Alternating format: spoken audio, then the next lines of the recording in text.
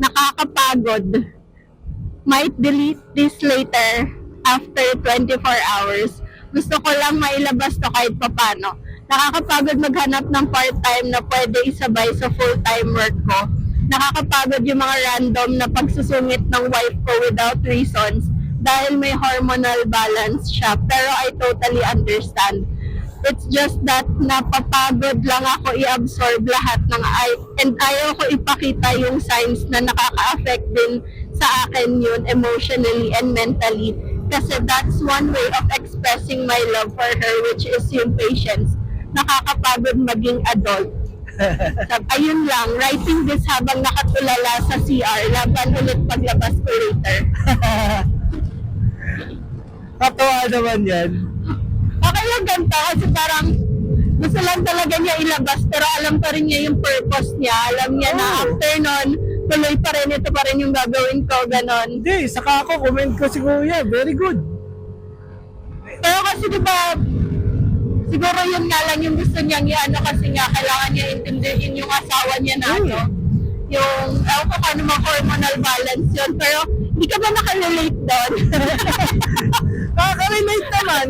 Pero ganyan din, iba lang yung way ko. Siya siguro gusto rin niyang malabas sa labas sa sistema niya.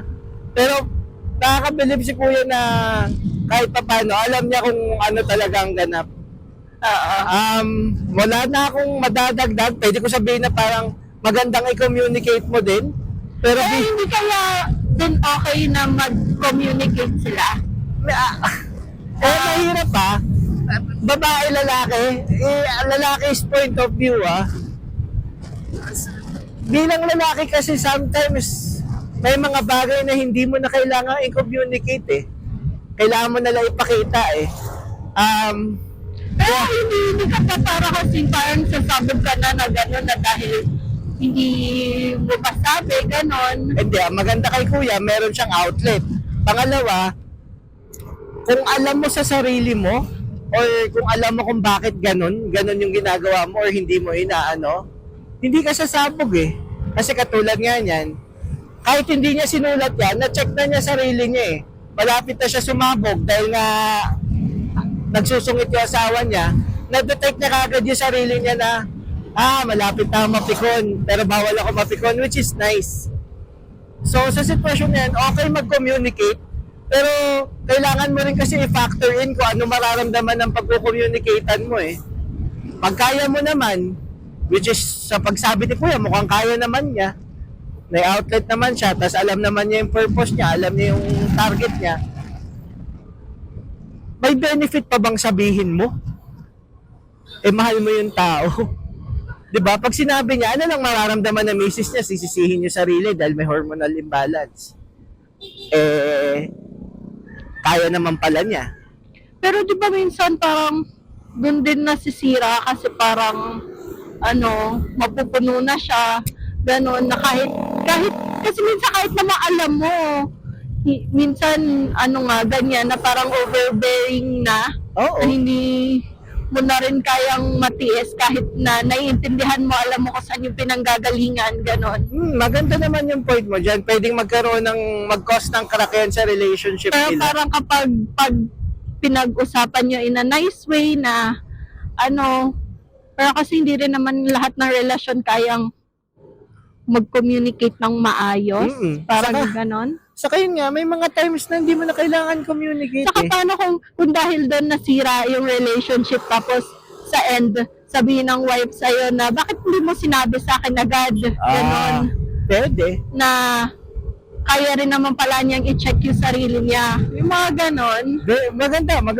Pwede naman yung point mo. Mama, maganda yung point na sinasabi mo na yan. Kasi, nangyari na rin sa akin yan bilang lalaki, tignan mo nga yung sabi ko na simula. Bilang lalaki, innate na sa amin yung pakamartir Pero nagigets ko yung point mo. I agree. Pero siguro, situational. Pwede. Pero paano mo malalaman? Ang hirap kasi na senaryo na yan Katulad nung kay mama. Siyempre, gusto lang naman niya kaming pakainin. Gusto niya masaya. Masaya naman kami na nilulutuan niya kami. Problema minsan, ginigising niya kami. Hindi tama Ano yung sinabi oras. mo, di ba? Ha? Sinabi mo. Hindi ko sinasabi na.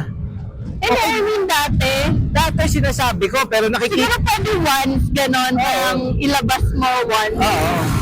Tsaka nilalabas ko, wala akong ini-expect in return. Gusto ko lang sabihin.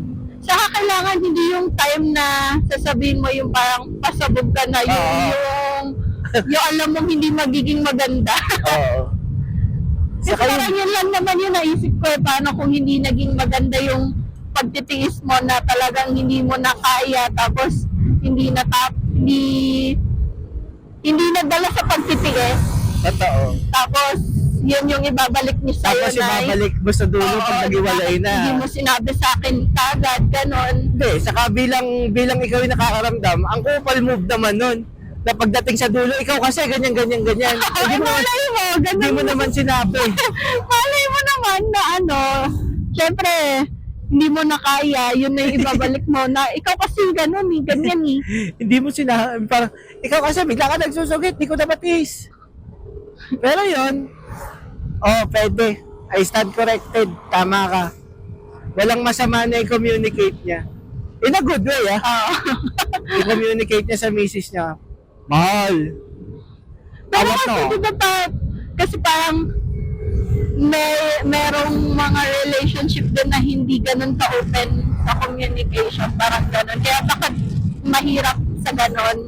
Kasi may iba na talagang lahat pinag-uusapan, ganun. Kaya madali na yung mga ganong topics. Oo. Parang simula pa lang bago pa siya mapuno, ganun, mapag-uusapan na nila. Oo. Pero may iba na talagang may mga sensitive topics, ganun. Totoo. Pero saludo naman ako kay kuya. Yun lang. Baka mamaya hindi niya kino-communicate or Kaya pa naman daw niya. Kaya pa naman. Yun lang. Oo. Pero pag di na, Laban pa naman siya eh. pag di na kaya, di niya kailangan maghanap ng ibang kakausapin. Kausapin niya kaagad yung misis niya. Pero yun, saludong-saludo naman ako sa kanya. And if possible, kung pwede niyang communicate ng paunti-unti, communicate niya na. Wala namang masama dun. Kasi ikaw, iniintindi mo yung hormonal problem ng misis mo. Siguro maintindihan naman din niya pag medyo bugbog ka na. Oo. Pero saludo. Very good. Tamang ano yun, tamang way. Tsaka tama din yung outlet niya, yung walang makakalam. Wala kang hindi nga siya humingi na simpati. Oo. Gusto lang na Bahala kayo dyan kung mag-comment kayo, pero ito yung akin. Pero yun, pag nakakakita ka ng ganyan, nakakabilib. Strong si kuya. Dami ka makikita, magpo-post sa My Day. Bawat araw na lang, may problema. Ayaw mo nang tingnan. Malungkot na naman tong animal na to. Diba? Very good yan. Good job.